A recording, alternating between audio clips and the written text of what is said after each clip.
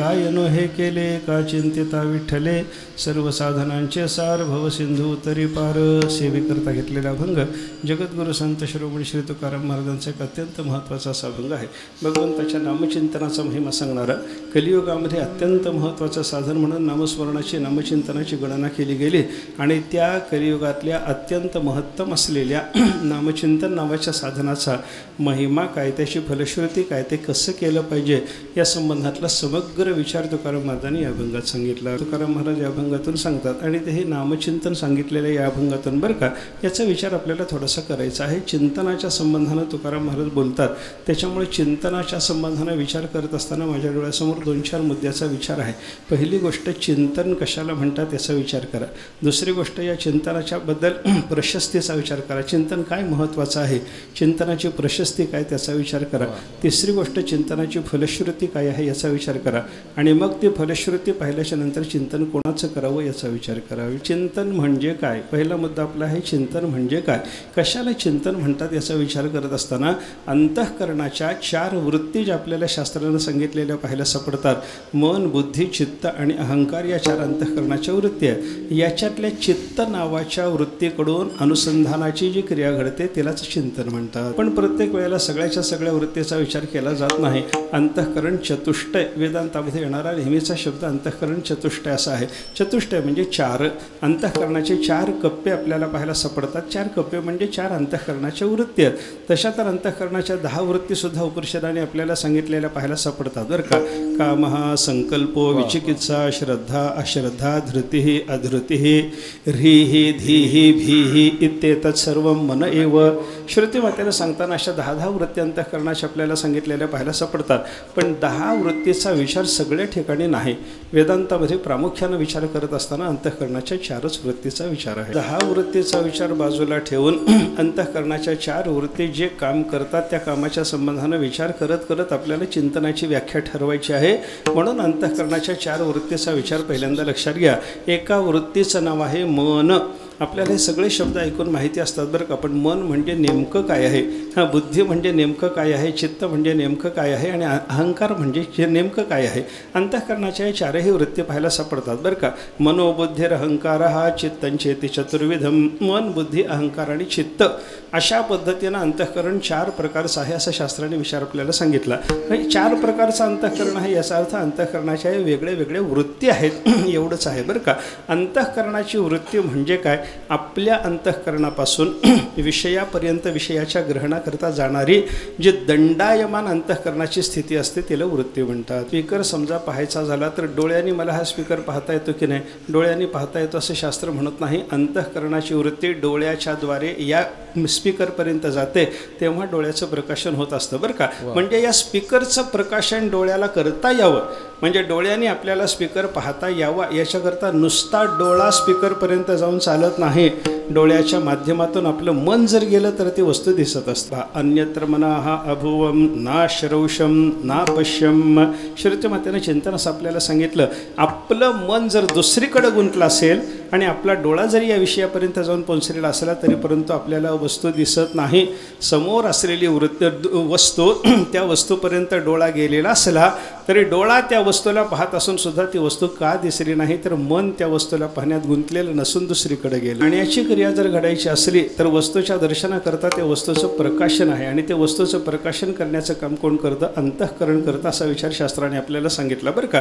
म्हणजे प्रकाशक असा जो अंतःकरणाचा परिणाम आहे त्याला वेदांतात वृत्ती असं म्हणतात. प्रकाशन करण्याची त्याच्या ठिकाणी शक्ती आहे आणि अंतःकरणाला सर्व वस्तूचं प्रकाशन का करता येतं याचं कारण सांगत असताना वेदांताने असं सांगितलं, अंतःकरण पंचमहाभूताच्या मिलित सत्वांशापासून निर्माण झालेलं आहे. एका सत्वगुणाच्या अंशापासून एक ज्ञानेंद्रिय निर्माण होतं आणि अंतःकरण मात्र सगळ्याच भूताच्या मिलित सत्वांशापासून निर्माण होतं आणि सत्वगुणाचा परिणाम प्रकाशन करण्याचा असतो. देवानं गीतेत सांगून ठेवलं की नाही, तत्र सत्वम निर्मलत्वात् प्रकाशकम. इथंच थांबायचं आपल्याला बरं का. अनामयमकडे आता जायचं कारण नाही आपल्याला बरं का. सत्वगुण कसा आहे, निर्मल आहे. रजोगुण तमोगुण यांच्याबद्दल विचार करत असताना ते निर्मल असं म्हणलेलं नाही, पण सत्वगुणाचं वर्णन करत असताना तो निर्मल म्हणून सांगितला. निर्मल असल्यामुळं त्याला प्रकाशन करता येतं आणि पंचमहाभूताच्या सत्वगुणाच्या अंशापासून अंतःकरण निर्माण झालेलं असल्यामुळं या अंतःकरणाला प्रकाशनाची ताकद आहे. करणाऱ्या या अंतःकरणाच्या 4 वृत्ती आपल्याला पाहायला सापडतात. एकीचं नाव आहे मन, दुसरीचं नाव आहे बुद्धी, तिसरीचं नाव आहे अहंकार आणि चौथ्या वृत्तीचं नाव आहे चित्त. अशा 4 वृत्तीचा विचार करा. प्रत्येकीकडून विषयाचं प्रकाशन होतं, पण ते वेगळ्या वेगळ्या पद्धतीनं होत राहतं, म्हणून या वृत्तीचा भेद झाला बरं का. कसं असतं, मन कशाला म्हणतात, बुद्धी कशाला म्हणतात, वेदांतात त्याचा विचार सांगितला. संकल्पाख्यम मनोरूपम बुद्धिर्निश्चयरूपिणी अहंकार अभिमानात्मकस्तद्वत अहंकार प्रकीर्तितः अनुसंधानरूपं तु चित्तमित्यभिधीयते. 4 प्रकारच्या वृत्तीच्या कामाचा विचार सांगितला. आपलं अंतःकरण जेव्हा संकल्प विकल्प करायला लागतं तेव्हा त्याला मन म्हणतात. आपलं अंतःकरण जेव्हा निश्चय करायला लागतं तेव्हा त्याला बुद्धी म्हणतात. आपलं अंतःकरण अभिमान व्हायला लागतं तेव्हा त्याला अहंकार म्हणतात. आणि आपलं अंतःकरण ज्यावेळेला चिंतन करायला लागतं, अनुसंधान ठेवायला लागतं, तेव्हा त्याला चित्त म्हणतात. मन म्हणजे सुद्धा अंतःकरणच, बुद्धी म्हणजे ही अंतःकरण, अभिमान म्हणजे ही अहंकार म्हणजे ही अंतःकरण आणि चित्त म्हणजे ही अंतःकरणच. फक्त काम बदललं आणि त्या काम बदलण्याच्या योगानं नाव वेगळं वेगळं प्राप्त झालं असा विचार आहे बरं का. अंतःकरण जेव्हा संकल्प विकल्प करायला लागतं, संकल्प विकल्प म्हणजे दोलायमान वृत्ती जेव्हा अंतःकरण येतं, हे का ते, असं का तसं, हे करू का ते करू, हे बरं का ते बरं, असा जेव्हा वैकल्पिक विचार निर्माण होतो ना, हा वैकल्पिक विचार करणारी अंतःकरणाची वृत्ती त्याला म्हणतात मन. सुरू झाले द्विधा वृत्ती झाली की त्याला मन असं म्हणायचं. ही द्विधा वृत्ती ज्या वेळेला मनुष्याची निश्चयापर्यंत जाऊन पोचते, हे का ते म्हणण्याच्या ऐवजी हेच बरोबर आहे किंवा तेच बरोबर आहे, अशा निश्चयापर्यंत अंतःकरणाची वृत्ती जेव्हा जाते ना, ते निश्चय करणारी वृत्ती त्याला बुद्धी असं म्हणतात. एखाद्या वस्तूच्या संबंधानं अभिमान वाहणारी जी वृत्ती त्याला अहंकार म्हणतात. आणि एखाद्या वस्तूचं अनुसंधान राखणारी, चिंतन करणारी, ध्यान करणारी अशी जी वृत्ती आहे त्याला म्हणतात चिंतनाचा विचार करत असताना चिंतन कशाला म्हणायचं, चित्त नावाच्या अंतःकरणाच्या वृत्तीकडून अनुसंधानाची जी क्रिया घडते त्याला म्हणायचं चिंतन. पण आपण 4 वृत्तीचा विचार केला ना, आपण विचार करा, संकल्प विकल्प करणं मनाचा धर्म, निश्चय करणं बुद्धीचा धर्म, अभिमान वाहणं अहंकाराचा धर्म आणि एखाद्या वस्तूच्या संबंधानं अनुसंधान राखणं हा चित्ताचा धर्म आपल्याला पाहायला सापडतो. आता या 4ही वृत्तीच्या संबंधानं विचार जर आपण करायला लागलो, आपला संकल्प विकल्पही संसारातला असतो, आपला निश्चयही संसारातला असतो, आपला अभिमानही संसारातला असतो आणि आपलं अनुसंधानसुद्धा संसाराचंच असतं. पण या 4ही गोष्टी संत महात्म्यांच्या परमात्म्या संबंधाचा, परमात्म्याचं चिंतन संत महात्मे करत असतात. आपला संकल्प विकल्प सगळा संसारातला. मन नावाची वृत्ती आपली काय, हे खरं का ते खरं, असं करू का तसं करू, हे बरं का ते बरं, याच्यात कल्याण का त्याच्यात कल्याण, या गावाला जाऊ का त्या गावाला जाऊ, हे कीर्तन ऐकू का ते कीर्तन ऐकू, अशी जी अंतःकरणाची दोलायमान वृत्ती असते ना, ही मनाचं काम चालतं बरं का. अशा वेळेला हे मनाचं काम, मन जे काम करतं, संकल्प विकल्प करणं, दोलायमान वृत्तीचं जे काम असतं ना, संसारातलाच आपला संकल्प विकल्प चालू असतो. पण तुकाराम महाराजासारख्या साधू पुरुषांनी मन देवाला दिलेलं असल्यामुळं त्यांचा संकल्प विकल्प सुद्धा देवा संबंधानं चालतो. कसा चालतो, एक अभंगातलं तुकाराम महाराजांच्या उदाहरण सांगतो. करीसे की न करीसे, करीसे की न करीसे, माझा अंगीकार, हा माझा विचार, पडिला देवा हा माझा विचार.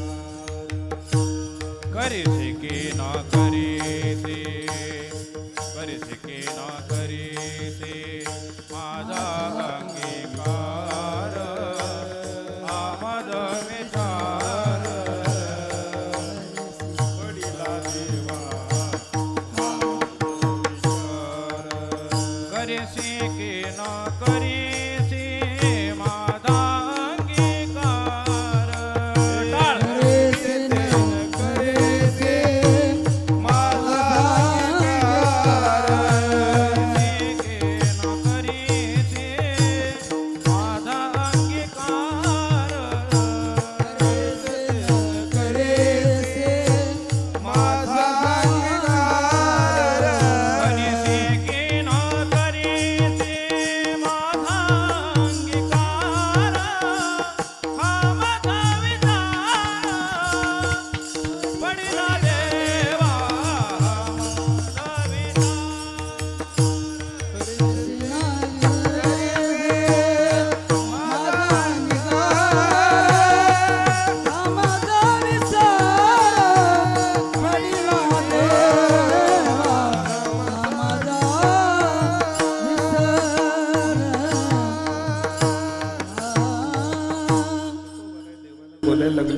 बोलत असताना तुकाराम महाराजांनी काय सांगितलं, देवा करिसी की न करिसी माझा अंगीकार, हा माझा विचार पडिला देवा, मला असा विचार पडला देवा की तू माझा अंगीकार करतोस का करत नाहीस. एकदा वाटतं देव अंगीकार करणार आहे, एकदा वाटतं देव माझा स्वीकार करायचा नाही, अशी दोलायमान वृत्ती सुरू झाली. हे का ते, हे का ते, हे मनाचं काम आहे बरं का.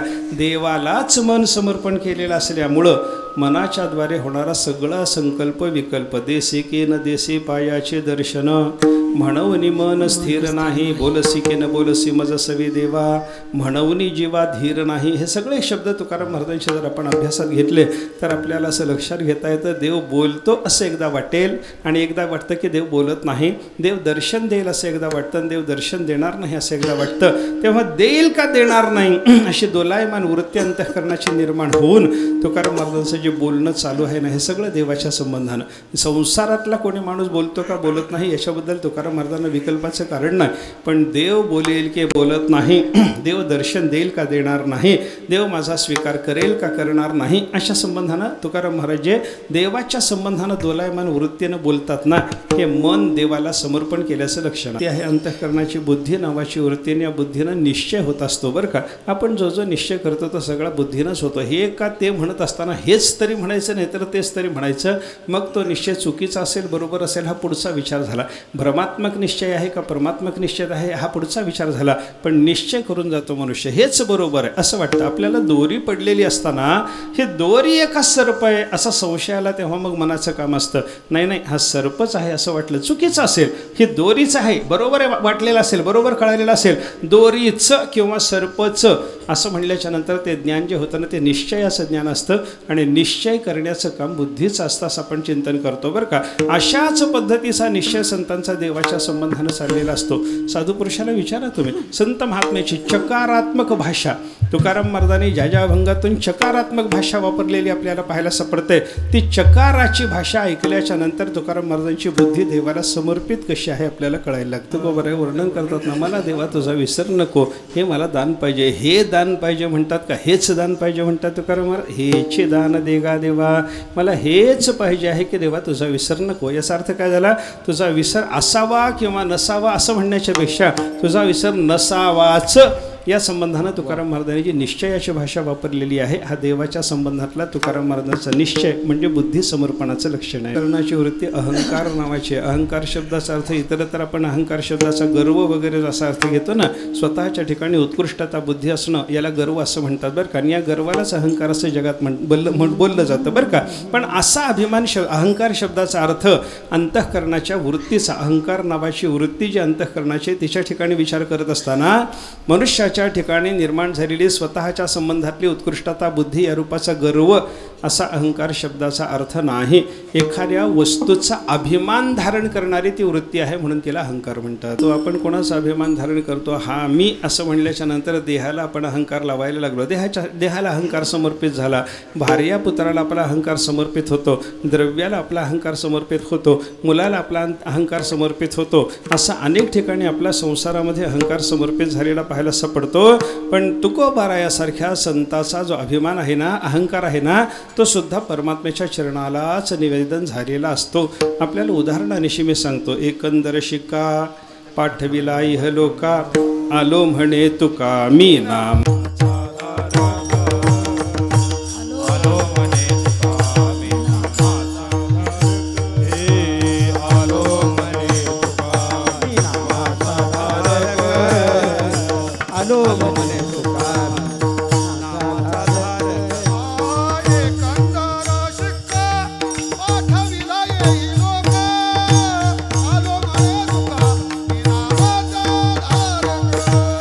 एकंदर शिका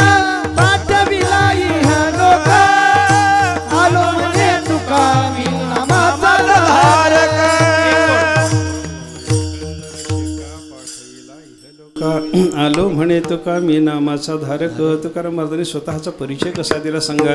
तुम्ही कोण असं जर तुकाराम महाराजांना आपण विचारलं तर हा मी असं तुकाराम महाराज कधीही बोलायचे नाहीत. तुकाराम महाराजांचा अहंकार परमात्म्याला समर्पित असल्यामुळं भक्तीच्या दृष्टीनं बोलत असताना तुकाराम महाराज देवाचा दास म्हणतात, नामधारक स्वतःला म्हणून घेतात. आणि ज्ञानाचा विचार जर केला तर मी वासुदेव तत्वता अशा पद्धतीची भाषा बोलतात. ज्ञानाच्या क्षेत्रात मी वासुदेव आहे असं बोलणं म्हणजे अहंकार परमात्म्याला समर्पण करणंच आहे. आणि भक्तीच्या क्षेत्रामध्ये मी नामाचा धारक आहे असं म्हणणं हे सुद्धा भक्तीच्या क्षेत्रात देवाला अहंकार समर्पण करणंच आहे. बुद्धी आणि अहंकार या तीन वृत्तीचा विचार झाल्यानंतर अंतःकरणाचा शेवटचा कप्पा ज्याचं नाव आहे चित्त. हे चित्त काय करतं? अनुसंधान रूपंत चित्तमित्यभिधीयते. एखाद्या वस्तूचं अनुसंधान राखणं. अनुसंधान राखणं याचा अर्थ त्याच आकाराचा वृत्तीप्रवाह सतत चालू ठेवायचा, दुसरी वृत्तीमध्ये घुसूच द्यायची नाही असं अंतःकरणामध्ये करणं.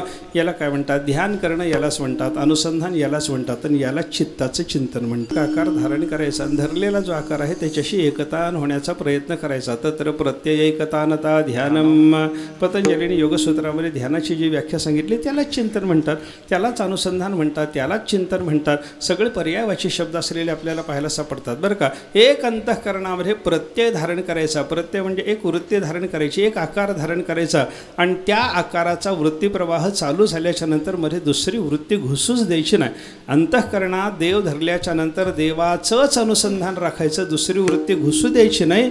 याला देवाचं ध्यान म्हणतात. आणि अंतःकरणामध्ये संसार धरल्याच्या नंतर संसाराचं ध्यान चालवायचं, देवाला घुसू द्यायचं नाही. याला संसाराचं चिंतन म्हणतात. तर देवाच्या आकाराचा वृत्तीप्रवाह चालू ठेवावा हे अनुसंधान आहे. आणि अनुसंधान चालू असताना दुसरी वृत्ती अंतःकरणामध्ये घुसू न देणं फार अवघड काम आहे. देवा वाचून दुसरी वृत्ती अंतःकरणात येऊच देत नाही असं म्हणणं शक्य होत नाही बरं का. एक असं उदाहरण सांगतात ना वेदांतामध्ये, ते उदाहरण सांगितलेलं आपल्याला पाहायला सापडतं. एक मनुष्य कोणीतरी संन्यास घ्यायला गेला. एका महात्म्याच्याकडून त्यानं संन्यास घेतला. संन्यास घेतल्याच्या नंतर त्या महात्म्याने गृहस्थ होता अगोदरचा, संसारामध्ये आसक्त असलेला होता आणि काहीतरी कारणाने गेला आणि संन्यास घेतला. संन्यास घेतल्याच्या नंतर महात्म्याने त्याला विचारलं, महाराज आता काय करायचं सांगा ना, साधना काय, याच्यापुढं माझं जीवन कल्याणाला लागलं पाहिजे या दृष्टीनं मी साधना काय करू सांगा. महात्म्याने सांगितलं इथे हे झाड आहे वडाचं, या वडाच्या झाडाखाली बसायचं, देवाचं चिंतन करायचं, म्हणे अंतःकरणामध्ये परमात्म्याचा विचार करायचा, भगवानच अंतःकरणामध्ये यायचा आणायचा असं त्याला सांगितलं. असं सांगितल्याच्या नंतर तो म्हणायला लागला थोडंसं अवघड दिसतं महाराज, थोडंसं अवघड दिसतं, देव अंतःकरणात यायचं अवघड. आत्तापर्यंत कधी देवाचा विचारच केला नाही, कसा देव अंतःकरणात आणू असं त्यानं विचारल्याच्या नंतर महात्म्याने त्याला सांगितलं एक काम कर म्हणे. काय? आत्तापर्यंत तू घरी जे राहत होतास ते घरात तुझं कोणावर प्रेम होतं याचा विचार सांग मला. कोणावर प्रेम होतं? त्यानं सांगितलं मी गवळी आहे म्हणला, माझ्या घरामध्ये एक म्हैस होती, त्या म्हशीच्या संबंधानं माझ्या अंतःकरणात प्रेम होतं, आजही माझ्या मनामध्ये ती म्हैसच आहे. महात्म्याने असं सांगितलं त्या झाडाखाली बसायचं आणि डोळे मिटून मनातली म्हैस काढून टाकायची. एवढं केलं की तुला देवाचं ध्यान लागतं. प्रयत्न केला, अंतःकरणातली म्हैस काढायचा प्रयत्न केला पण लवकर ते काही निघत नव्हते. याचा अर्थ काय आहे? आपल्या अंतःकरणाला संसाराच्या अनुसंधानाची सवय असते, त्याच्यामुळे संसार अंतःकरणातून काढून टाकायचा आणि देव धरायचा आणि देवाचं अनुसंधान राखायचं हे एकदम आपल्याला काही जमत नाही. हा विचार याच्यातून मला आपल्यासमोर व्यक्त करायचा बरं का. अरे कित्येक लोक तर असे असतात ते देवाच्या चिंतनाला लागलेले असतात, पण देवाच्या चिंतनाला लागल्यानंतर सुद्धा त्यांना अंतःकरणातून देवाचं चिंतन करतानाही संसार काढणं जमत नाही. राखणारी जी वृत्ती आहे म्हणजे एकतानता, एका विषयाच्या संबंधाने एकतान होण्याचा जो प्रयत्न असतो याला म्हणतात चिंतन. आणि हे चिंतन करणारी अंतःकरणाची जी वृत्ती तिचं नाव चित्त. चित्त आणि चिंतन परस्परावर अवलंबून असलेले शब्द आपल्याला पाहायला सापडतात. चिंतन करणाऱ्या वृत्तीचं नाव आहे चित्त आणि चित्त नावाची वृत्ती जे कार्य करते त्याला म्हणायचं चिंतन. महाराजांनी एका वाक्यात हे आपल्याला सांगितलं बरं का. चित्त ते चिंतन कल्पनेची धाव,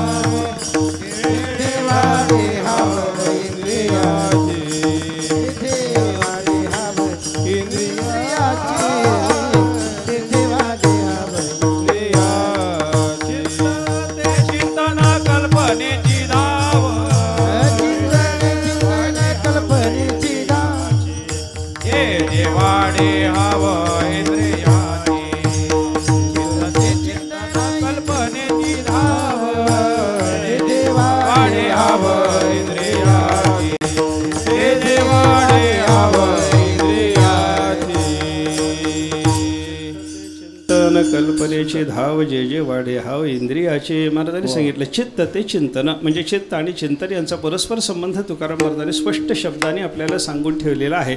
मला काय सांगायचं होतं, चिंतन म्हणजे काय, चिंतन म्हणजे काय याचा विचार करत असताना अंतःकरणाची चित्त नावाची अनुसंधान राखणारी जी वृत्ती आहे त्या वृत्तीच्याकडून देवाचं अनुसंधान राखलं जाणं याला चिंतन असं म्हणतात. हा चिंतन शब्दाचा अर्थ झाला. चिंतनाची व्याख्या आपल्याला कळाली. अंतःकरणात देव धरायचा, देवाच्याच आकाराचा वृत्तीप्रवाह चालू असताना दुसरी वृत्तीमध्ये घुसून न देणं, याचं नाव ध्यान, याचं नाव अनुसंधान, याचं नाव चिंतन, याचंच नाव चित्ताची क्रिया. एवढं सगळं आपल्याला आता लक्षात आलं. आता चिंतन म्हणजे काय या माझ्या पहिल्या मुद्द्याचा विचार झाल्याच्या नंतर माझ्यासमोरचा दुसरा मुद्दा होता, या चिंतनाची प्रशस्ती काय. प्रशस्ती म्हणजे मोठेपणा. चिंतनाचा मोठेपणा काय आहे याच्याबद्दल जर विचार करायचा झाला तर साधकाला कराव्या लागणाऱ्या साधनेतही चिंतन आहे आणि सिद्ध पुरुषाच्याकडून घडणाऱ्या ब्रह्माभ्यासातही चिंतन आहे. तर पहिल्या क्रमांकावर चिंतन आहे बरं का. साधकाच्या साधनेतही पहिल्या क्रमांकावर चिंतन आहे. तुकाराम महाराजांनी साधकाला काय साधनाला सांगितले, काळ सारावा चिंतने, काळ सारावा चिंतने, काळ सारावा चिंतने, काळ सारावा चिंतने. एकांतवासी गंगा स्नाने, एकांतवासी गंगा स्नाने, एकांतवासी गंगा स्नाने, एकांतवासी गंगा स्नाने. देवाच्या पूजने प्रदक्षिणा तुळशीच्या, प्रदक्षिणा तुळशीच्या, प्रदक्षिणा तुळशीच्या. देवाच्या पूजने प्रदक्षिणा तुळशीच्या, प्रदक्षिणा तुळशीच्या, प्रदक्षिणा. हे काळ सारावा चिंतने, एकांतवासी गंगा स्नाने. देवाच्या पूजने प्रदक्षिणा तुळशीच्या. काळ सारावा चिंतने, एकांतवासी गंगा स्नाने. देवाच्या पूजने प्रदक्षिणा तुळशीच्या. चिंतने एकांतवासी गंगा स्नाने, देवाच्या पूजने प्रदक्षिणा तुळशीच्या. युक्ताहार विहार, नियम इंद्रियासी सार, नसावी बासर निद्रा, बहुभाषक वगैरे वगैरे. पुढची सगळी साधनं आपल्याला आता विचारात घेण्याचं कारण नाही. साधकाने आपला काळ कसा सारावा. काळ तर आयुष्याचा सरतच असतो. प्रत्येकाच्या आयुष्याचा काळ क्षणाक्षणानं पुढे सरकतच असतो. पण साधकाने नुसता सरकू द्यायचा नसतो, त्यानं सरकवायचा असतो. कसा सरकवायचा, अशी साधना करत करत त्यानं काळ पुढे सारावा. काळ सारावा म्हणलंय बरं का. काळ सारायचा कसा सारायचा, चिंतने. पहिल्यांदा देवाचे चिंतन करायचं. कुठं चिंतन, एकांतवासात राहून देवाचे चिंतन करावं, अशी साधकाच्या करता पहिली साधना सांगितली बरं का. मग गंगा स्नान करा, तुळशीची प्रदक्षिणा करा, युक्ताहार विहार करा वगैरे वगैरे. पुढच्या साधनेचा विचार आत्ता आपल्या समोर महत्वाचा नाही, आपण चिंतनाचा विचार करतो. चिंतनाची प्रशस्ती मला सांगायची होती. चिंतन साधकाच्या जीवनामध्ये साधना अनुष्ठान करत असताना पहिल्या क्रमांकावर त्याला साधन जर कोणतं करायचं असेल तर परमात्म्याचं त्यानं चिंतन करावं असं तुकाराम महाराज सांगतात. हे साधकाच्या जीवनातलं झालं. आता सिद्धाच्या जीवनात चला. सिद्ध पुरुष म्हणजे ज्याला भगवंताचा साक्षात्कार झाला, ज्याची साधना करण्याची अवस्था संपून गेली, अशाही महात्म्याच्याकडून निरंतर ब्रह्माभ्यास चालू असतो. जगाला मार्गदर्शन करण्याकरता तो महात्मा ब्रह्माभ्यास करतो. आणि ब्रह्माभ्यास म्हणजे काय, पंचरशिकारांनी त्याचं चिंतन आपल्याला सांगितलेलं आहे. तच्चिंतनम तत्कथनम अन्योन्यम तत्प्रबोधनम एतदेक परत्वंच ब्रह्माभ्यासम विदुर्बुधाः तदभ्यासम विदुर्बुधाः असं योगवसिष्ठात आले. आणि तिथल्या तच्च्या ऐवजी ब्रह्म शब्द घालून पंचरशिकारांनी याला ब्रह्माभ्यास म्हणले. तत्पराचा अभ्यास आहे म्हणलं काय आणि ह्या ब्रह्माचा अभ्यास आहे म्हणलं काय, एकच आहे बरं का. पण ब्रह्माभ्यास स्पष्ट करण्याकरता म्हणून पंचरशिकारांनी ब्रह्माभ्यास म्हणलं. हा ब्रह्माभ्यास कोणाच्या जीवनात चालतो, साधकाच्या नाही.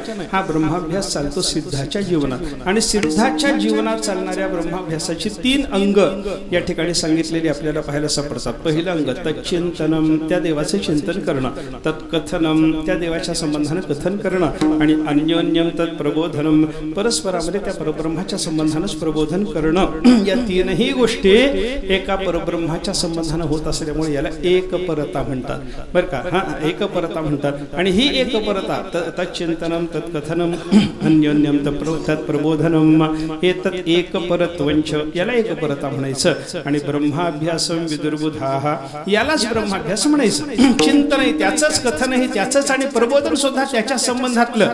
सगळ्या तिन्ही साधना त्याच्या संबंधातल्या घडत असल्यामुळे याला एकपरता, आणि हाच ब्रह्माभ्यास आहे असं पंचरशिकार आपल्याला सांगतात. या ब्रह्माभ्यासाचं पहिलं अंग कोणतं आहे तर देवाचं चिंतन करणं. बघा, हे तीन अंग जे ब्रह्माभ्यासाचे सांगितले की नाही, देवाच्या संबंधाने चिंतन, कथन आणि प्रबोधन. हे चिंतन, कथन आणि प्रबोधन महात्मा कधी कधी करतो त्याच्या समयाचा विचार करा. महात्मा एकांतात असताना परमात्म्याचे चिंतन करतो. लोकांतात आल्याच्या नंतर त्याच्यापेक्षा कमी अधिकाराचे साधक भेटले की कथन करतो, आणि लोकांतात आल्यावर त्याच्या समान अधिकाराचा महात्मा भेटला तर परस्परच प्रबोधन करतात. या तीन अंगानं चालणारा महात्म्याचा, सिद्ध पुरुषाचा जो ब्रह्माभ्यास आहे, त्या ब्रह्माभ्यासाचं पहिलं अंग कोणतं? देवाचं चिंतन करणं. म्हणजे मी कशा करता हे बोलायला लागलो. चिंतन हे साधन कसं प्रशस्त आहे, चिंतनाची प्रशस्ती काय? साधकाच्या जीवनातही त्याला प्राथम्य आहे, आणि सिद्धाच्याही जीवनामध्ये पहिल्या क्रमांकावर चिंतनच येतं. ही चिंतनाची प्रशस्ती आहे. दुसरा मुद्दा माझा संपला. मला चिंतनाच्या संबंधाने विचार करत असताना चिंतन कशाला म्हणतात या मुद्द्याचा विचार करायचा होता, आपण केला. चिंतनाची प्रशस्ती काय याचा विचार करायचा होता, केला. आता माझ्या समोरचा तिसरा मुद्दा आहे, चिंतनाची फलश्रुती काय याचा विचार तुकाराम महाराजांनी एका अभंगात अर्ध्या चरणात सांगितला. चिंतने चिंतने तद्रूपता. आपण ज्याचं चिंतन करतो त्याचं स्वरूप आपल्याला प्राप्त होतं. आपण ज्याचं चिंतन करू त्याचं स्वरूप प्राप्त होणार. देवाचं चिंतन केलं, देवाचं स्वरूप, पण संसाराचं चिंतन केलं तर संसाराचं स्वरूप प्राप्त होतं बरं का. एक रामायणाच्या संबंधामध्ये कथा सांगतात. रामचंद्र प्रभूची भार्या सीता मातोश्री, रावणाने तिचं अपहरण केलं.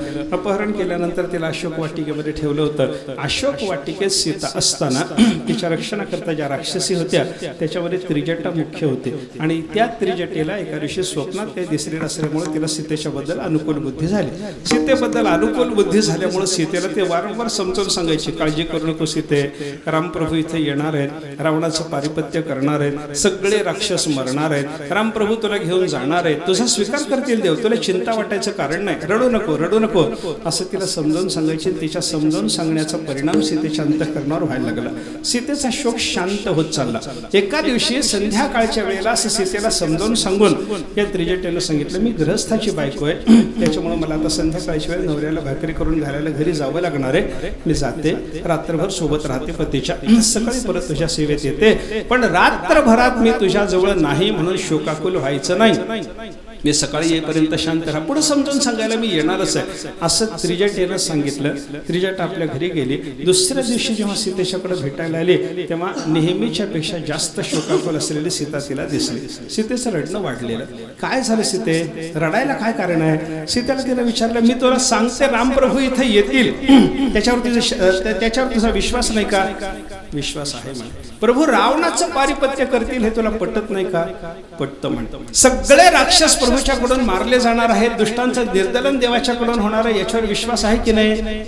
आहे म्हणे. ते प्रभूची ताकद आहे ना, करतो अन्यथा करतो, समर्थ रामराय आहेत ना, सगळं मान्य. मग रडतेस कशा करता? आता रडायचं काय कारण? मी सांगितलं ना तुला समजून, काही शोकाचं कारण नाही म्हणून, कशामुळे तुला परत रडू आलं? सीतेनं सांगितलं, वेगळं कारण आहे म्हणे. काय? ते समोरचं झाड बघ म्हणे, ते झाड बघून रडू आलं. झाडाला बघून रडायला काय झालं? त्या झाडावर असलेलं मातीचं घर बघ म्हणे. ते मातीचं घर, एका भिंगुरटीनं मातीचं घर केलं, ते घर बघून, अरे ते घर बघून तरी रडायला काय झालं? वेड्यासारखे काहीतरी बोलायला लागलीस तू.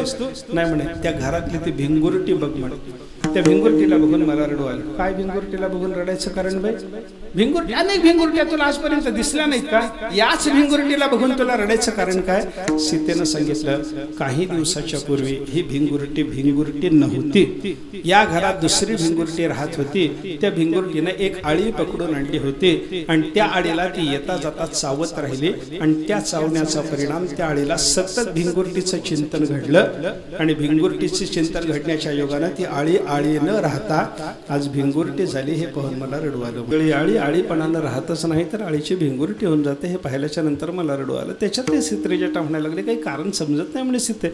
अगं आळी होती भिंगुरटी झाली याच्यात तरी तुला रडायचं कारण काय? त्याचं कारण सांगत असताना सीता जे बोलली ते फार महत्त्वाचं आहे बरं काय. का सुभाषितामध्ये त्याचं वर्णन आलेलं आहे. कीटोयम भ्रमरी भविष्यति निदिध्यासैर्यथाहं तथा सियामेवं रघुनन्दनोऽपि त्रिजटे दाम्पत्य सौख्यंगतं शोकं मा वह मैथिलेन्द्र तनये तेनापि योगः कृतः सीतासोऽपि भविष्यति तितरले तन्नो मतं जानकी. त्रिजटेचा आणि सीतेचा संवाद झाला. सीता म्हणते हा कीट म्हणजे ही आळी भिंगुरटी झाली हे पाहिल्याच्या नंतर मला वाईट वाटायचं कारण असं आहे या आळीला ती भिंगुरटी येता जाता चावत राहिली आणि चावण्याचा परिणाम त्या भिंगुरटीचं सतत चिंतन त्या आळीला घडत राहिलं. आता येईल चावेल, आता येईल चावेल, आता येईल चावेल, नामा म्हणे भये लागलेसे ध्यान असं झालं. आणि सर्व काळ त्या भिंगुरटीचं चिंतन घडल्याचा परिणाम काय झाला?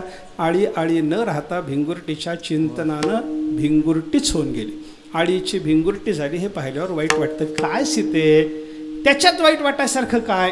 त्रिजटेला सीतेनं समजावून सांगितलं ज्याप्रमाणे ही आळी भिंगुरटीचं चिंतन करत होती त्याप्रमाणे इथं बसून मी सतत रामाचं चिंतन करते.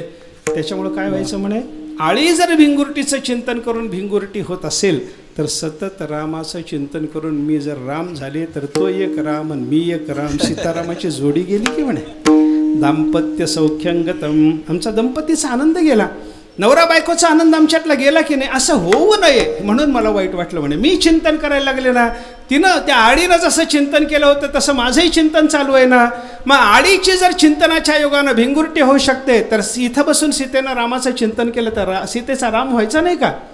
त्रिजटेनं सांगितलं हो म्हणे बरोबर आहे तुझं म्हणतं, तरी शोकाचं कारण नाही. शोकम्मा वह मैथिलेंद्र तनये तुला शोक करण्याचं कारण नाही. काय का कारण नाही? तेनापि योगः कृतः त्याला समजावून सांगत असताना त्रिजटेनं सांगितलं इथं बसून तू जसं रामाचं चिंतन करतेस तसं तिथं राहून राम तुझं चिंतन करतात म्हणे. म्हणजे काय होणार? रामाची सीता आणि सीतेचा राम होईल, जोडी मात्र कायम आहे. चिंतनानं सीतेचा राम होतो आणि सीतेच्या चिंतनानं रामाची सीता होते. आळीच्या चिंतनानं भिंगुरटीच्या चिंतनानं आळीची भिंगुरटी होते. ही सगळी उदाहरणं आपल्याला काय सांगतात? चिंतने चिंतने तद्रूपता. आपण ज्याचं चिंतन करतो त्याचं स्वरूप आपल्याला प्राप्त होतं. म्हणून कीर्तनात बसून घरचं चिंतन करू नका. घरचं चिंतन केलं की आपल्याला घरचं रूप प्राप्त होतं. इथं बसून आपण नवरा जरी असलो तरी चिंतन करून घरी जाता जाता बाई होऊन जातो आपण. बाई असं होऊ नये. चिंतन तसं लागलं तर तसं होईल ना, पण कसं ते घरी बसून ते आपलं चिंतन करीत असतील तर मग चालतं. चिंतने चिंतने तद्रूपता. चिंतनाचा परिणाम काय असतो? तद्रूपता प्राप्त होणं. ज्याचं चिंतन करतो त्याचं स्वरूप प्राप्त होणं हा चिंतनाच्या फलश्रुतीचा भाग झाला. आता चिंतनाचं फळ आपल्याला कळालं. माझ्यासमोरचा शेवटचा मुद्दा आहे चिंतन कोणाचं करावं? ज्याचं चिंतन केल्याने त्याचं स्वरूप प्राप्त व्हावं असं आपल्याला वाटतं त्याचं चिंतन केलं पाहिजे. आता आपल्यासमोर दोनच पदार्थ आहेत, एक परमात्मा आणि दुसरा संसार. संसाराचंही चिंतन अनुसंधान होऊ शकतं आणि देवाचंही अनुसंधान होऊ शकतं. संसाराच्या अनुसंधानाचा परिणाम आपल्याला संसार रूपता येणार आणि देवाच्या अनुसंधानाचा परिणाम आपल्याला देवरूपता येणार. देवाचं रूप पाहिलं तर सुखरूपता आहे आणि संसाराचं रूप पाहिलं तर दुःखबांधवडी आहे. संसार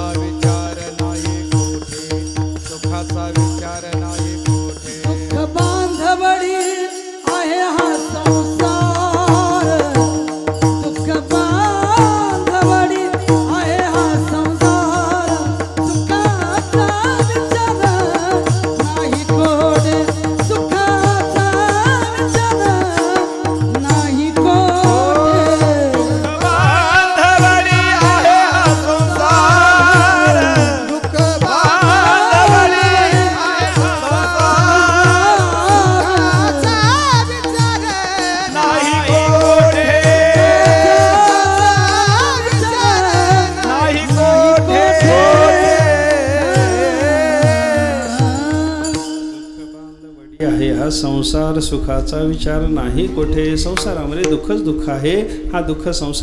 हा संसार दुःखाचा अति पुतळा आहे अशी वर्णनं संसाराच्या संबंधात आहेत. आणि देवाचं वर्णन करत असताना सर्व सुखाचे आगर बाप रखुमा देवीवर अशा पद्धतीचं देवाचं वर्णन आहे. परमात्मा सुखरूप आहे आणि प्रपंचाचा पसारा दुःखरूप आहे. ज्याचं चिंतन केलं त्याचं स्वरूप जर येणार असेल तर संसाराच्या चिंतनानं आपल्याला दुःखरूपता येणार आणि परमात्म्याच्या चिंतनानं आपल्याला सुखरूपता येणार. म्हणून संसाराचं चिंतन न करता मनुष्याने परमात्म्याचं चिंतन केलं पाहिजे. एवढा आपला विचार झाला. आता परमात्म्याचं चिंतन करत असताना सुद्धा ते एक रूपाचं नाही, परमात्म्याच्या निर्गुण रूपाचं चिंतन आहे. वेदांतात सांगितलेलं कार्याचा कारणात लय करता करता परमात्म्यापर्यंत पोहोचायचं. तो परमात्मा मी आहे असं जे चिंतन असतं याला म्हणतात लय चिंतन. कार्याचा कारणात लय करत जायचा. निश्चलदाजीने विचारसागरामध्ये एका पद्यामध्ये ही लय चिंतनाची प्रक्रिया फार सोपी सांगितलेली आहे. माटी को कारज घट जैसे माटी ताको बाहरी माही जलते फेन तरंग बुदबुदा उपजत जलते जुदे सो नाही ऐसे जो जाको है कारज कारण रूप पिछान होता ही कारण ईश सकल को सोमय लय चिंतन जान हो विधयाही. लय चिंतनाची प्रक्रिया अशी त्यांनी सांगितली आपल्याला. जे जे कार्य तुम्ही पाहता त्या कार्यामध्ये अंतर्बाह्य कारणाच्या शिवाय दुसरं काही नाही. आपल्याला माटी कोकारज घट्ट जैसे मातीचे कार्य असलेले घटासारखे पदार्थ जर आपण पाहायला लागलो आत बाहेर त्या घटामध्ये काय आहे माटी ताको बाहरी माही त्याच्या अंतर्बाह्य माती असते. जलते फेन तरंग बुदबुदा उपजत पाण्यापासून फेस लाटा बुडबुडे हे सगळे निर्माण होणारे पदार्थ बघा. याच्यामध्ये अंतर्बाह्य पाण्याच्या शिवाय दुसरं कारण नाही. ऐसे जो जाको है कारज कारण रूप पिछान होता ही. असे जे जे पदार्थ ज्याचे कार्य असतील त्या सगळ्या कार्यरूप पदार्थाला कारण रूपानं जाणायचं आणि कार्याचा कारणामध्ये लय करता करता सर्वाचं कारण परमात्मा तोच मी आहे असं चिंतन करणं याला लय चिंतन म्हणतात. परमात्म्याचं चिंतन आहे. वेदांतात सांगितलेलं परमात्म्याचं चिंतन आहे. वेदांतात अनेक पद्धतीनं परमात्म्याचं चिंतन आपल्याला सांगितलेलं पाहायला सापडतं. योगशास्त्रात वेगवेगळ्या पद्धतीनं परमात्म्याचं चिंतन आपल्याला सांगितलेलं पाहायला सापडतं. भक्तिशास्त्र मात्र सगुणाचं चिंतन करायला आपल्याला सांगतं आणि त्या सगुणाच्या चिंतनामध्ये चिंतन कीर्तन जवळजवळ एकसारखं असल्यामुळं चिंतनामध्ये कीर्तनासारखे 2-3 प्रकार आपल्याला लक्षात घेता येतात. देवाच्या गुणाचं चिंतन आहे, देवाच्या लीलाचं चिंतन आहे आणि देवाच्या नामाचं चिंतन आहे. या सगळ्या चिंतनामध्ये सोपं आणि महत्त्वाचं नामाचं चिंतन आहे आणि ते नामचिंतन करा असं तुकाराम महाराजांनी जगाला अनेक वेळेला जेव्हा सांगितलं तेव्हा लोकांनी महाराजांना विचारलं, महाराज हे नामचिंतन करून काय केल्यासारखं होतं? त्याला उत्तर देण्याकरता प्रतिप्रश्नाच्या पद्धतीनं महाराजांनी उत्तर पहिल्या चरण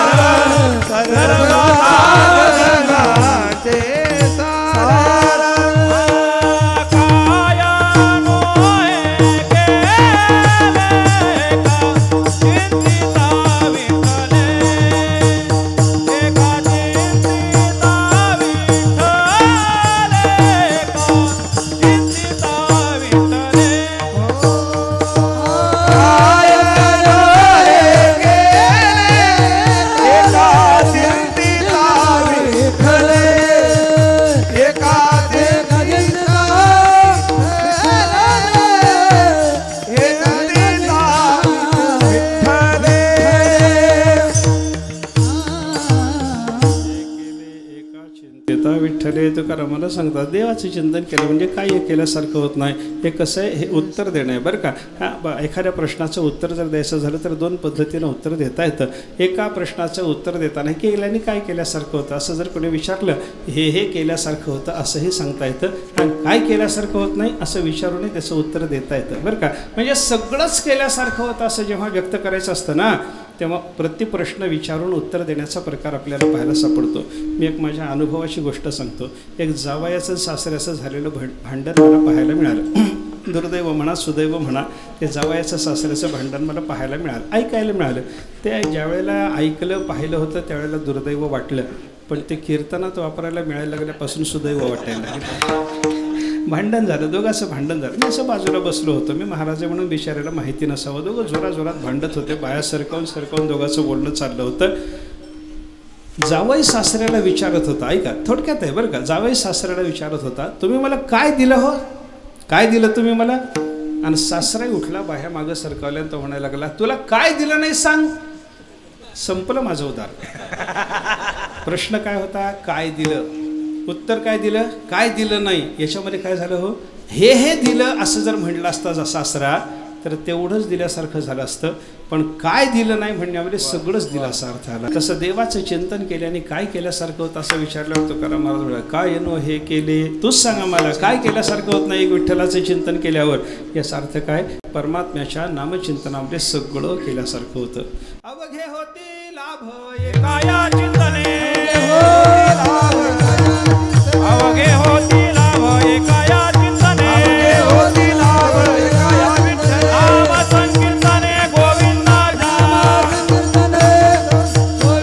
नाम संकीर्तने गोविंदा. अवघे होती लाभ एकाया चिंतने, अवघे होती लाभ एकाया विठ्ठल, अवघे होती लाभ एकाया चिंतने, एकाया विठ्ठल नाम संकीर्तने गोविंदाच्या, नाम संकीर्तने गोविंदा, नाम संकीर्तने गोविंदाच्या. एकाया चिंतने नाम संकीर्तने गोविंदाच्या. नाम संकीर्तन रूपी भगवंताचं चिंतन जर आपण केलं तर अवघे लाभ होतात. अवघे लाभ, अवघे म्हणजे सगळे लाभ होतात. सगळे लाभ याचा अर्थ संसारातले परमार्थातले सगळे लाभ होतात बरं का. संसार आणि परमार्थ सगळे लाभ आपल्याला कसे होणार आहेत. एक कबीर महाराजांचं चिंतन आहे पहा, हरिभजन के तीन गुणा, हर कोई लागत पाव, खाणे को मिष्टान्न मिले, अखेर वैकुंठ पूजाव. कबीर महाराजांनी सांगितलेले हे तीन परिणाम पहा. हरिभजन के तीन गुण, आपण भगवंताचं भजन करायला लागा, देवाचं चिंतन करायला लागा, नामसंकीर्तन करायला लागा. याचे तीन परिणाम तुम्हाला भोगायला मिळतील. पहिला परिणाम कोणता, हर कोई लागत पाव, सगळे तुमच्या पाया पडायला लागतील. वा वा. नामस्मरण, अखंड नामस्मरण करणारा नामधारक महात्मा आहे म्हणून लोकांच्या अंतःकरणात आदर भावना निर्माण होऊन लोक पाया पडायला लागतात. लोकांनी पाया पडावं, संसारातलं फळ झालं. खाणे को मिष्टान्न मिले, त्याला खायला काय मिळतं नामधारकाला, मिष्टान्न. म्हणून वारकरी कोणाच्या जरी घरी गेला आणि वारकऱ्याला तुम्हाला इच्छेनुसार भोजन द्यायचं आहे, काय करावं म्हणल्यावर वारकरी म्हणतो पिठलं भाकरी करा. त्याचं कारण काय, त्याला पिठलं भाकरीच मिळत नाही, सगळं गोडच रोज खायला मिळतं. खाणे को मिष्टान्न मिले, हे मिष्टान्न सेवन करायला मिळणं हा सुद्धा संसारातला लाभ झाला. आणि शेवटचा परिणाम तिसरा काय सांगितला, अखेर वैकुंठ पूजाव, शेवटी त्याला वैकुंठाला जायला मिळतं, परमार्थातला लाभ. दोन संसारातले आणि एक परमार्थातला लाभ सांगून कबीर महाराजांनी सुद्धा आपल्याला असं सांगितलं, नामचिंतन केलं की सगळंच पदरात पडतं. विठोबा रखुमाई.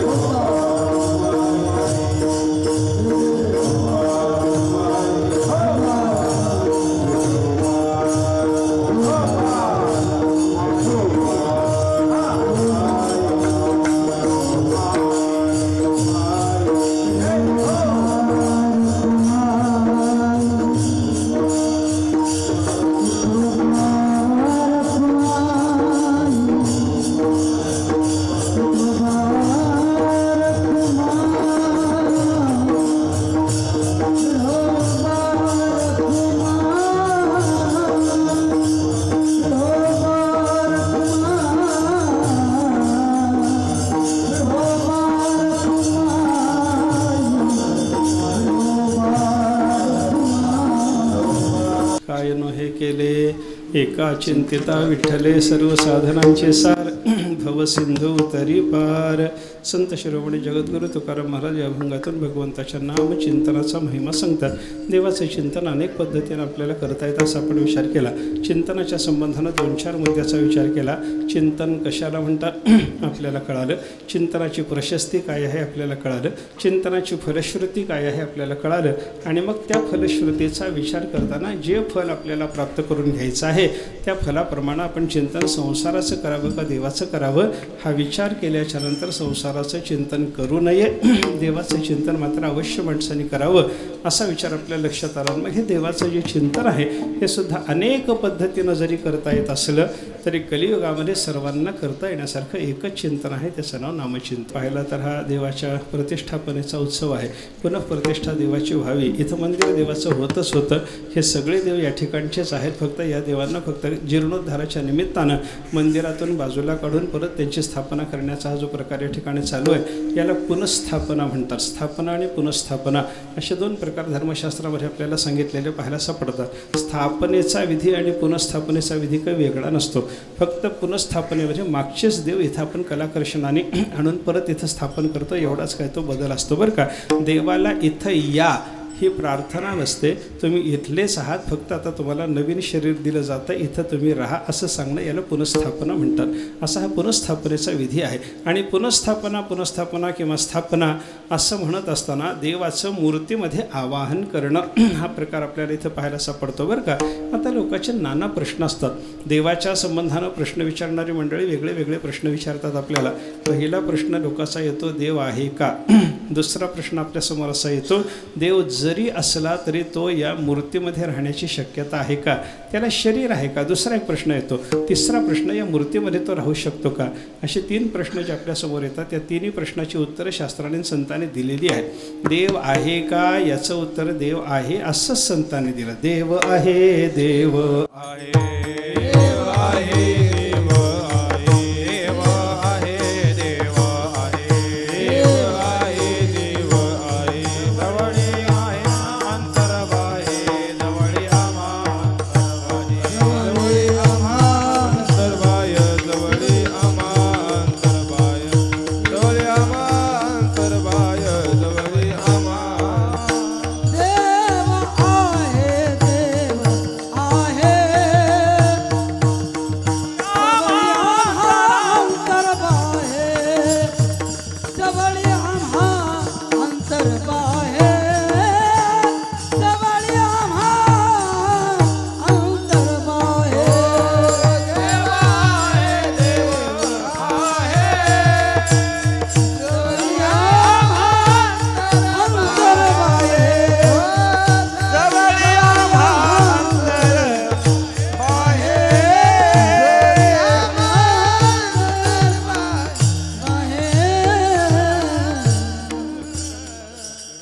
देव आहे, देव आहे, जवळी आम्हा अंतरबाहे. देव आहे कुठं आहे? अंतर्बाह्य. आपल्या जवळही देव आहे, बाहेरही देव आहे, आतही देव आहे, बाहेरही आहे. अशा पद्धतीनं भगवंताच्या बद्दलची भाषा तुकाराम महाराजांची आपण जर पाहिली, देवाचं अस्तित्व मुखतः तुकाराम महाराजासारखे संत महात्मे आपल्याला सांगतात. आणि एखादी गोष्ट, आता शास्त्राचाच विचार जर करायचा झाला तर कोणीही एखादी गोष्ट आहे म्हणतो एवढ्यावरून ती गोष्ट आहे असं सिद्ध होत नाही बरं का. तुकाराम महाराज म्हणतात देव आहे, देव आहे, याच्यावर आपली श्रद्धा आहे. पण नास्तिक मनुष्य म्हणतो नुसतं आहे म्हणण्यानं सिद्ध होतो का हो? मग त्याला दुसरा प्रकार आपल्याला सांगावा लागतो. न्यायशास्त्रानं वस्तूच्या सिद्धीचे 2 प्रकार सांगितले. नाही प्रतिज्ञा मात्रेण वस्तुसिद्धी अपितु लक्षण प्रमाणाभ्याम वस्तुसिद्धी. एखादी वस्तू सिद्ध व्हावी याच्याकरता ती वस्तू नावानं सांगून ती आहे म्हणलं एवढ्यानं ती वस्तू सिद्ध होत नाही. त्या वस्तूचं एक लक्षण सांगावं लागतं आणि त्या वस्तूच्या करता एखादं प्रमाण, कोणत्या प्रमाणानं ती वस्तू उपलब्ध होते, प्रत्यक्ष, अनुमान, शब्द, उपमान, अर्थापत्ती, अनुपलब्धी यापैकी कोणत्या प्रमाणानं ती वस्तू उपलब्ध होते याचा विचार सांगावा लागतो, तेव्हा ती वस्तू आहे असं सिद्ध होतं. आणि देवाच्याबद्दल जर विचार करायचा झाला, देवाचं स्वरूप लक्षण, तटस्थ लक्षण दोन्ही प्रकारचं लक्षण आपल्याला शास्त्राने सांगितलेलं आहे. सत्यम ज्ञानमनंतम ब्रह्म हे देवाचं स्वरूप लक्षण आहे. सत्य ज्ञानानंत गगनाचे रूप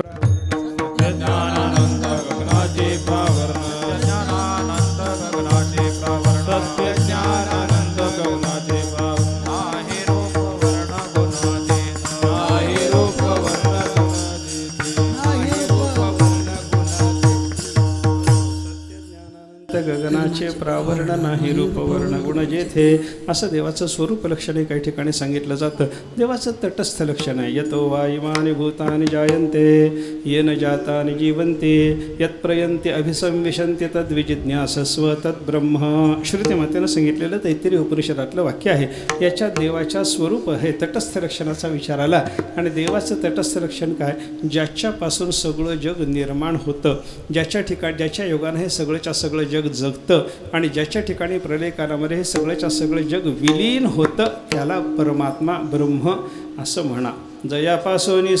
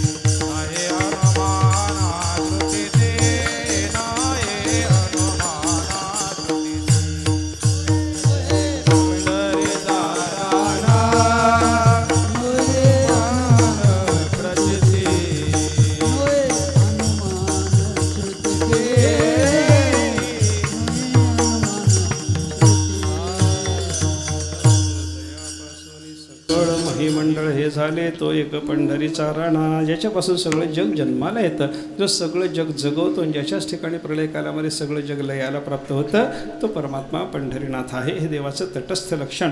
म्हणजे वस्तूचं लक्षण सांगावं लागतं आणि लक्षणाच्या नंतर प्रमाण द्यावं लागतं. देव कोणत्या प्रमाणाने उपलब्ध होतो? प्रत्यक्षाने परमात्मा उपलब्ध होत नसून, अनुमानाने उपलब्ध होत नसून, परमात्मा उपलब्ध होण्याकरता शास्त्र वेद हे एकच प्रमाण आहे. म्हणून देवाचं वर्णन करताना ज्ञानोबराने ज्ञानेश्वरीत पहिल्याच ओवीत वेद प्रतिपाद्या, वेदाने त्याचं प्रतिपादन केलेलं आहे. वेदानेच तो कळतो. धर्म आणि ब्रह्म या दोन गोष्टी सांगण्याच्या कामात समर्थ असलेलं अपौरुषेय प्रमाणवाक्य त्याचं नाव आहे वेद. धर्म ब्रह्म प्रतिपादकम अपौरुषेयम प्रमाणवाक्यम वेद. अशी वेदाची व्याख्या आपल्याला पाहायला सापडते बरं का. याचा अर्थ असा आहे की देव कळण्याकरता शास्त्रावर श्रद्धा पाहिजे, संतावर श्रद्धा पाहिजे बरं का. चहुवेदी जाण साही शास्त्री कारण 18 पुराणी हरिसी गाती, या सगळ्या शास्त्रावर विश्वास पाहिजे, तेव्हा देव आपल्याला कळू शकतो. याचा अर्थ काय? देवाचं लक्षणही आहे आणि देवाच्याबद्दल प्रमाणही आहे. म्हणून देव नावाची वस्तू आपल्याला मानावी लागते. आता देव जरी असला तरी त्याला शरीर आहे का, असा विचार काही लोक विचारतात आपल्याला बरं का. पण तोच परमात्मा ज्या वेळेला अवतार धारण करून येतो तेव्हा त्याला शरीर आहे हे मान्य करावं लागतं.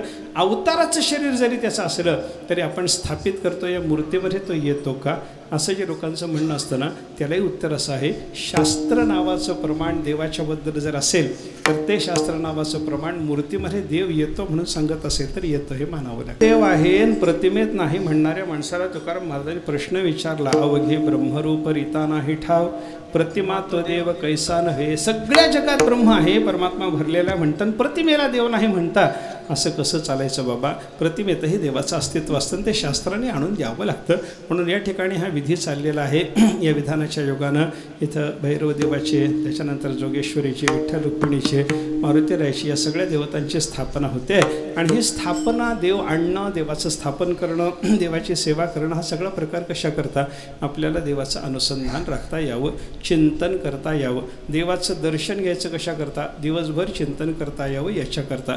देवाची पूजा करायची कशा करता, देवाला पूजा करून नटवून मोहक रूपाचं एकदा दर्शन घेतलं की ते मोहक रूप हृदयामध्ये दिवसभर ठसून राहावं याच्याकरता. देवाच्या वारीला दर्शनाला पंढरपूरला जायचं कशा करता, पांडुरंगाला डोळे भरून बघितल्याच्या नंतर वर्षभर पुन्हा वारीला जाईपर्यंत त्याचं आपल्याला चिंतन करता यावं याच्याकरता. म्हणजे जी जी सेवा करायची असते ती चिंतना करता करायची असते, हे लक्षात घ्या. मग ते चिंतन करत असताना वेगवेगळ्या पद्धतीनं जे करता येतं त्याच्यातलं नामचिंतन या अभंगात तुकाराम महाराजांनी सांगितलं. या अभंगातलं चिंतन नामचिंतनच आहे. कशावरून? कारण पहिल्या चरणावर काही तसा खुलासा नाही. काय नो हे केले एका चिंतिता विठ्ठल, एक विठ्ठलाचं चिंतन एवढाच शब्द आहे. पण शेवटच्या चरणातला शब्द जर पाहिला, तुका म्हणे जपा, हा जप करणं नामचिंतनातच असतं. हे नामचिंतन नामाचं साधन. याच्यानं काय केल्यासारखं होतं? सगळं केल्यासारखं होतं. काय केल्यासारखं होत नाही असं विचारलं म्हणजे सगळं केल्यासारखं होतं. आता एक साधन करा आणि त्याच्याने सगळं केल्यासारखं व्हा, असं कसं होईल बाबा, असं कोणी विचारलं तर त्याला तुकाराम महाराजांनी उत्तर दिलं, सर्व साधनाचे सार भवसिंधू तरी पार. नामचिंतन नुसतं साधन नाही बाबा, हे सर्व साधनाचं सार आहे. आणि सगळ्या साधनाचं सार असल्यामुळं एक चिंतन जवळ ठेवलं की बाकी साधनाचा पसारा मांडायची गरज नाही. हे साधन एवढं महत्त्वाचं आहे की संसार सागरातून जीवाला पहिलं तीराला नेऊ शकतं. आता असं बोलणं झाल्याच्या नंतर लोकांनी विचारलं, महाराज तुम्हाला मी विचारलं होतं नामचिंतन केल्याने काय केल्यासारखं होतं विचारलं होतं, तुम्ही मोघम सांगितलं सगळंच केल्यासारखं होतं, काय केल्यासारखं होत नाही असं म्हणलात, म्हणजे सगळं केल्यासारखं असं झालं. पण 4 महत्त्वाच्या साधनाचा उल्लेख करा.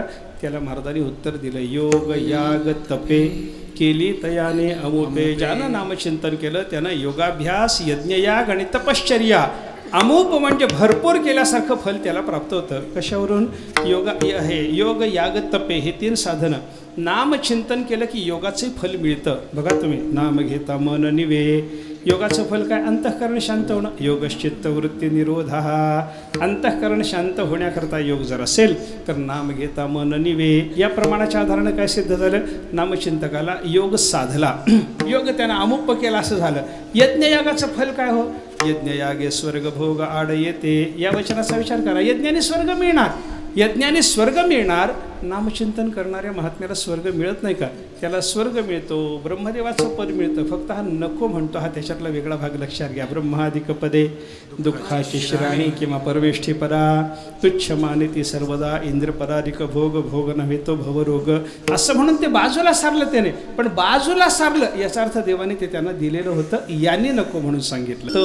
तपाचा 2 पद्धतीने अर्थ घेतला जातो. एक विचारात्मक तप असतं आणि एक अनुष्ठानात्मक तप असतं. विचारात्मक तपाने निर्गुण साक्षात्कार होतो आणि अनुष्ठानात्मक तपाच्या योगानं सगुणाचा साक्षात्कार होतो. नामधारकाला 2ही प्रकारचा साक्षात्कार झालेला असतो बरं का. सगुण निर्गुणाचा ठाव विटे पाव धरियेले. तुकाराम महाराजांच्या चरित्रामध्ये असं सांगितलं जातं ना, 15 दिवसा माझी साक्षात्कार झाला, विठोबा भेटला निराकार. याचं चिंतन करताना आपल्याला काय म्हणावं लागेल? सगुण आणि निर्गुण 2ही स्वरूपाचा साक्षात्कार संतांना जो झाला तो नामचिंतनानं म्हणजे तपश्चर्येचं फळ नामचिंतनानं मिळालं.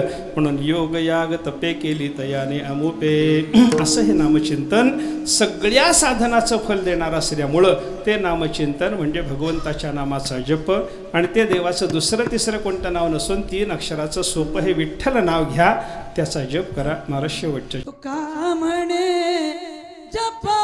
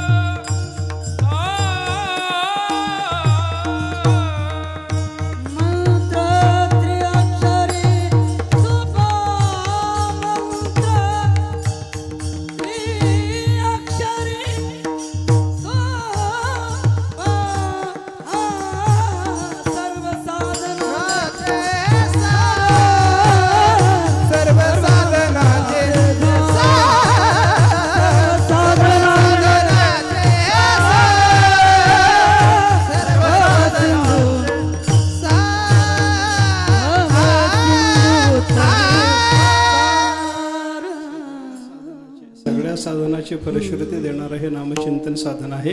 कारण हे सगळ्या साधनाचं सार आहे. म्हणून तुम्ही चिंतन करा, नामचिंतन करा. म्हणजे काय करा? तुका म्हणे जपा. महाराजांनी सांगितलं जप करा. ज आणि प हे जप शब्दामध्ये जे 2 अक्षर आहेत की नाही, या समर्षीने महाभारतात त्याचा अर्थ सांगितला. जकारो जन्मविच्छेद, पकार हा पापनाशनम. जन्माचा नाश करतो म्हणून ज म्हणा, पापाचा नाश करतो म्हणून त्याला प म्हणा. पाप आणि जन्म दोन्ही नष्ट होतं बरं का. म्हणून तुकोबाराने सुद्धा असं सांगितलं, नाम संकीर्तन साधन पै सोपे. पुढं काय? जळतील पापे जन्मांतरे. जन्मांतर जळतात असंही महाराज सांगतात आणि पाप जळतात असंही सांगतात. हां, जकारो जन्मविच्छेद, पकार हा पापनाशनम म्हणलं काय, आणि जळतील पापे जन्मांतरे म्हणलं काय, एकच आहे. व्यासमहर्षी तुकोबारा एकच गोष्ट आपल्याला सांगतात. असा पापाचा आणि जन्मजन्मांतराचा नाश करणारं असं हे भगवंताच्या नामाचं चिंतन असल्यामुळं अखंड आपण ते करावं. हे सगळ्या साधनाचं सार आहे. कलियुगात आपल्याला याच्याशिवाय दुसरा मार्ग नाही, दुसरी गती नाही. यासाठी हेच साधन सर्वांनी अवश्य केलं पाहिजे असा संतांचा आग्रह आहे. प्रतिष्ठापनेचा कार्यक्रम आहे. देवाचं चिंतन करावं, देवाचं नामचिंतन आपल्याला अखंड असावं. अखंड भगवंताचं चिंतन करणं या अभंगातून तुकाराम महाराजांनी जसं सांगितलं तसं देवाला इथं आणल्याच्या नंतर, देवाला बसवल्याच्या नंतर फक्त प्रतिष्ठापनेचा विधी झाला, आपलं काम झालं असं गावकऱ्यांनी समजायचं कारण नसतं. रोज देवाचं दर्शन घेणं आपलं कर्तव्य आहे. रोज देवाच्या पूजा अर्चेची व्यवस्था पाहणं आपलं कर्तव्य आहे. रोज देवाच्या नैवेद्याची व्यवस्था पाहणं आपलं कर्तव्य आहे. देवाचा दिवा पाणी पाहणं आपलं कर्तव्य आहे. आणि परमात्म्याच्या संबंधानं पर्वकाळाच्या निमित्तानं एखादा उत्सव करणं, नामस्मरण अखंड भगवंताच्या करता चालू ठेवणं हे प्रत्येकाचं कर्तव्य आहे असं जाणून प्रत्येक गावकऱ्यांनी देवाच्या अखंड सेवेमध्ये प्रवृत्त झालं पाहिजे. कसं आहे बघा, आपण बसवलेल्या देवामध्ये देवाचं सान्निध्य चांगलं आलं की नाही हे कशाने सिद्ध होतं, देव कशामुळं मूर्तीत येतो याचा विचार सांगत असताना शास्त्राने असं सांगितलं की बाबा, अर्चकस्य तपोयोगात अर्चनस्य अतिशायनात अभिरूप्याच बिंबानाम देवः सान्निध्यम रुच्छते. देव प्रतिमेमध्ये सन्निधान कधी करतो याची 3 कारणं सांगितली. देवाची पूजा करणारा जो अर्चक आहे तो तपस्वी असला पाहिजे. अर्चकस्य तपोयोगात, अर्चकाच्या तपाच्या योगानं मूर्तीमध्ये देवाचं विशेष अस्तित्व येतं. दुसरं कारण सांगितलं, अर्चनस्य अतिशायनात, भरपूर पूजा झाली पाहिजे, वैभवात पूजा झाली पाहिजे, भरपूर पूजा झाली पाहिजे, सगळ्यांनी पूजा केली पाहिजे. निदान नमस्काराचा एक उपचार समर्पण करून का होईना पण देवाची रोज पूजा करावी. त्याच्या योगानं देवाचं सान्निध्य इथलं वाढत जातं. आणि अभिरूप्याच बिंबानाम, अभिरूप्य म्हणजे अभिरूपता म्हणजे सुंदरपणा. बिंबाचं म्हणजे देवाची जी मूर्ती आहे त्या मूर्तीच्या ठिकाणी सुंदरपण जर असेल तर देवाला इथे येऊन राहायला आवडतं. मूर्ती सुंदर असली पाहिजे 1, मूर्तीची पूजा भरपूर झाली पाहिजे 2, आणि पूजा करणाऱ्याच्या ठिकाणी तप असलं पाहिजे 3. या 3 गोष्टी असतील तर देवाचं विशेष सन्निधान इथं राहतं असा विचार शास्त्राने जो समजावून सांगितला त्यानुसार आपण सगळ्यांनी काम केलं पाहिजे. मूर्ती सुंदर आहेत याच्यात वाद नसतो, पण मूर्तीची पूजा भरपूर प्रमाणात झाली पाहिजे याची जबाबदारी आपण व्हायची असते. आणि पूजा करणाऱ्या प्रत्येकाने आपल्या जीवनामध्ये थोडंफार तरी तप केलं पाहिजे याची जबाबदारी आपली असते. ती सगळी जबाबदारी आपण सर्वांनी घ्यावी आणि परमात्म्याचं विशेष सन्निधान या ठिकाणी निर्माण करून घ्यावं. आणि देव बैसले सिंहासनी आल्या याचकासी होय धनी अशी फलश्रुती प्राप्त करून घेऊन आपलं जीवन सर्वांनी सुखमय करून घ्यावं एवढं या निमित्तानं सांगून सेवा पूर्ण करतो.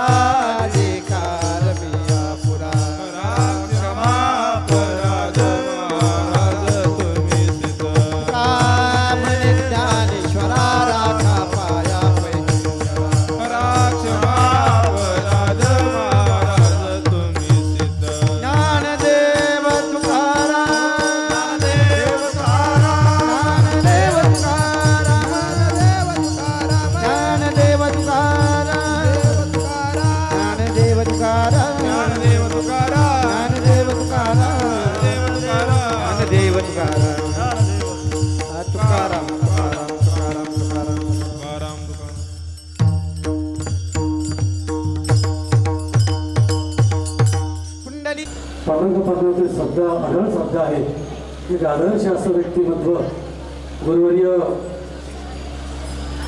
चंद्रशेखर महाराज देगलूरकर महाराज आम्हाला फार मोठी काळजी होती आणि पांडुरंग पाटलांतून आम्ही प्रार्थना केली विनंती केली की आमच्या वाटेला यांची सेवा यावी आपले आपण या ठिकाणी आलात आम्हाला अतिशय आशीर्वाद रूपी या ठिकाणी दिले त्याबद्दल मी ग्रामस्थांच्या वतीनं आपलं अंतःकरणापासून स्वागत करतो खरं आणि पांडुरंग परमात्म्याने पुढील वर्षी याच दिवशी आपली सेवा करण्यासाठी ईश्वराने आपली सद्बुद्धी द्यावी आणि आम्हाला आपण आशीर्वाद द्यावेत अशा प्रकारे आपल्याच्या मी प्रार्थना करतो आपण आलात पुनश्च एकदा ग्रामस्थांच्या वतीनं आपलं आभार व्यक्त करतो सन्मान देण्यासाठी ज्येष्ठ कीर्तनकार किसन महाराज भोईर हरिभक्तपरायण नाथू महाराज भोईर त्याचप्रमाणे नितीन महाराज निमण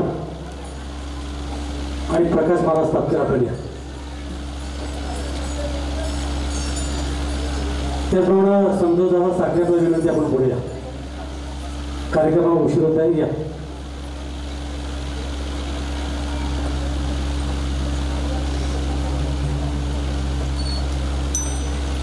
सर्वांना ज्ञात आहे महाराष्ट्रातील थोर ज्योती थोर महात्मे आदरणीय चंद्रशेखरजी देगलूरकर महाराज या ठिकाणी आले आमचं गाव आमचं मंदिर आमच्या गावातील सर्व मंडळी पावन झाली एवढेच या निमित्तानं मी या आपल्यासमोर मांडत आहे आजच्या या कार्यक्रमाच्या निमित्तानं वैराग्यमूर्ती पातकर महाराज आपण देखील आला मावळ मुळशीचं भूषण अरुण महाराज उल्लेखूरजी त्यांचे सर्व शिष्यगण आळंदीवरून आले देगलूरकर महाराजांसोबत सर्व शिष्यगण आले मी पुनश्च एकदा आपण सर्वांचं अंतःकरणापासून व्यक्त करतो सर्वांचा उचित असा ग्रामस्थांच्या वतीनं नाथू महाराज या ठिकाणी या मंदिराच्या जीर्णोद्धारासाठी आमच्या तालुक्यातील युवा सहकारी मधुरशेठ दाभाडे यांनी 1 लाख रुपयाची देणगी दिली आहे मी मधुरभाऊला विनंती करतो आपल्या महाराजांच्या हस्ते सन्मान आहे चांगल्या कार्यासाठी आपण मोठ्या मनाने दान केलं ते ग्रामस्थांच्या वतीने ऋण व्यक्त करतो त्याचप्रमाणे आमच्या गावचे ग्रामविकास अधिकारी हरिभक्तीपरायण रामभक्त मदनजी शेलार साहेब आपलं देखील या मंदिरासाठी फार मोठं योगदान आहे आपलाही विनंती आपला सन्मान घेण्यासाठी यावं आमच्या तालुक्याचे सुप्रसिद्ध वकील आदरणीय विजयभाऊ राक्षे आपलाही छोटासा सन्मान आपलं देखील या मंदिरासाठी फार मोठं योगदान आहे आपला विनंती आपला सन्मान घेण्यासाठी पुढे यावं आमच्या गावातील यांचा नितांत प्रेम आहे आमच्या सर्वांचे आधारस्तंभ मार्गदर्शक आदरणीय पांडुरंग महाराज चितोळे शास्त्री आपण या ठिकाणी वेळात वेळ करून आलात आणि आपले आशीर्वाद देखील आम्हाला सदैव लाभावे अशी विनंती करतो आपला देखील महाराजांच्या हस्ते छोटासा सन्मान होत आहे गुरुवर्य देगलूरकर महाराज आम्ही आपली वेळ घेत आहे आम्हाला क्षमा असावी एवढीच विनंती मावळ भूषण आदरणीय संगीत विशारद येवले गुरुजी हरिभक्तीपरायण गायनाचार्य आमच्या तालुक्याचं भूषण पांडुरंग महाराज जाती त्यांचे सर्व सहकारी ओंकार महाराज जगताप आपण विशेष समाजभूषण सुखलाल महाराज भुजबडे आपल्याला विनंती आपण पुढे यावं पुढील सूत्रसंचालन म्हणून ते आपण करा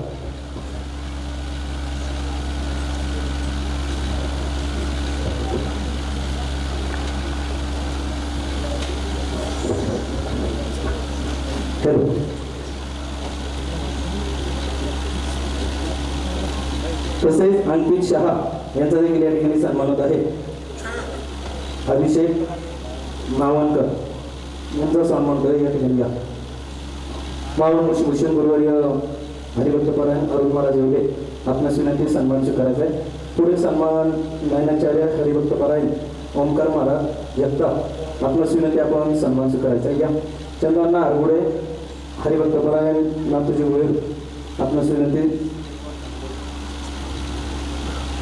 हरिभक्तपरायण पांडुरंग महाराज चितोळे शास्त्री आपणास विनंती आपण सन्मान देण्यासाठी पुढील सन्मान हरिभक्तपरायण महेश महाराज यांचा होत आहे आपणास विनंती आपण सन्मान स्वीकारायचा आहे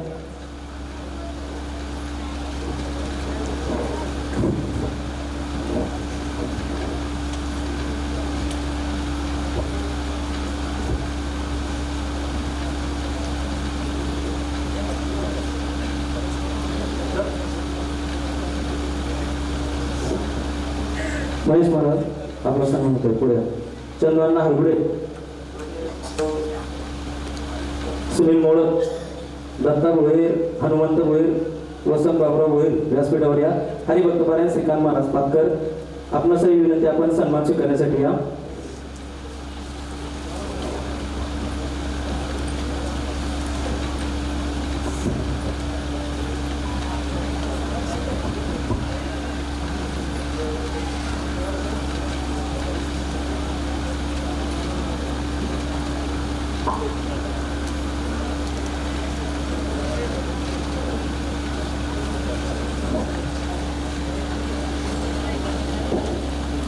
संतोष दादा मोहोळ आपणास विनंती व्यासपीठावर या. देवबाबू गायकवाड आपणास विनंती आपण व्यासपीठावर या. रोहिदाजी भोयर आपणास विनंती व्यासपीठावर या.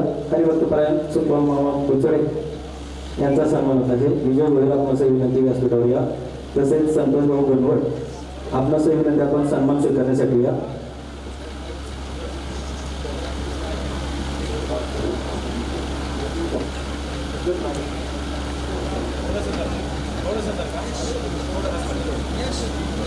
तसेच नामदेव जगताप हरिभक्त पारायण श्रीकांत महाराज पातकर आपणास विनंती आपण सन्मान स्वीकारण्यासाठी या ठिकाणी या. हरिभक्त पारायण मृदुंगाचार्य संतोष महाराज गणवट आपणास विनंती आपण सन्मान स्वीकारायचा आहे. नामदेव जाधव आपणास विनंती आपण सन्मान देण्यासाठी या.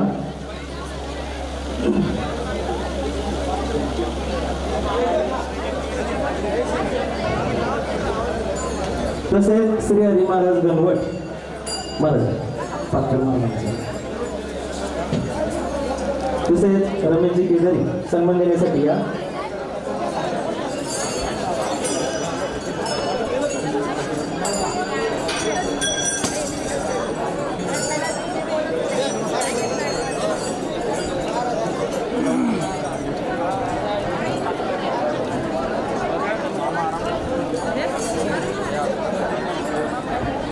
यानंतर सुतारवाडी पाषाण भजनी मंडळ, आथवडी भजनी मंडळ, खोतले भजनी मंडळ, हरिभक्त पारायण गणेश महाराज पारखी, हरिभक्त पारायण गणेश महाराज बोडके आपणास विनंती आपण सन्मान स्वीकारायचा आहे. पाषाण भजनी मंडळ हरिभक्त पारायण कोकाटे महाराज पांडुरंग महाराज कोकाटे आपणास विनंती आपण सन्मान स्वीकारायचा आहे. तसेच सुतारवाडी पाषाण आपणास विनंती आपण सन्मान स्वीकारण्यासाठी या ठिकाणी या. तसेच पुढील सन्मान हरिभक्त पारायण गणेश महाराज पारखी, गणेश महाराज पाषाण, सन्मान्य गणपत पशाले आपणास विनंती आपण सन्मान स्वीकारायचा आहे. आलेल्या सर्व पाहुणे मंडळी ग्रामस्थांना विनंती भोजन केल्याशिवाय कोणीही जाऊ नये. तसेच चांदेगाव भजनी मंडळ, नांदेगाव भजनी मंडळ आपलं देखील धन्यवाद. पिरंगुळ बोतरवाडी आपलं देखील धन्यवाद. आपलं विनंती सन्मान स्वीकारण्यासाठी या ठिकाणी या.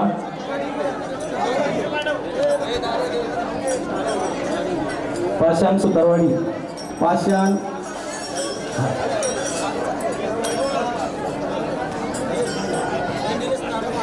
चांदेगाव भजनी मंडळ, नांदेगाव भजनी मंडळ,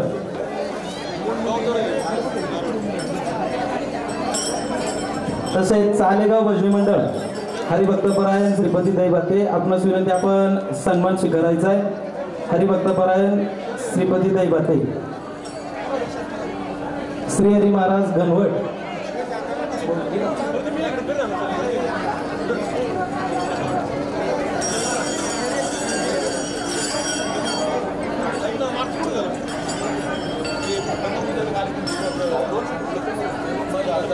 वाडीतील सर्व महिला भगिनींना विनंती आहे